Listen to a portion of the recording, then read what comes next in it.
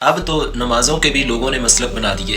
अब किसी भी इस्लामी कुतुब खाने के अंदर जाएं, उनसे कहें कि मुझे नमाज पर किताब चाहिए, वो कहेंगे हनफी नमाज या जाफरी नमाज या मोहम्मदी नमाज। किताब का टाइटल ये होता है कि ये हनफी नमाज है, ये जाफरी नमाज है, ये मोहम्मदी नमाज है।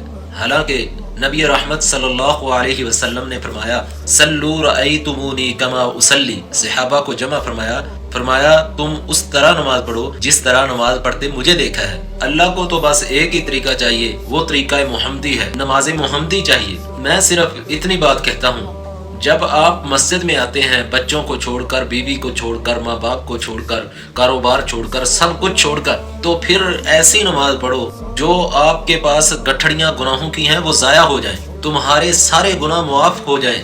अल्लाह तो सिर्फ नमाज मोहम्मदी को पसंद करता है, इसलिए नमाज मोहम्मदी पढ़ो। अल्लाह हमको भी अपनी इबादत का नशा नसीब फरमाए। जज़ाकल्लाह।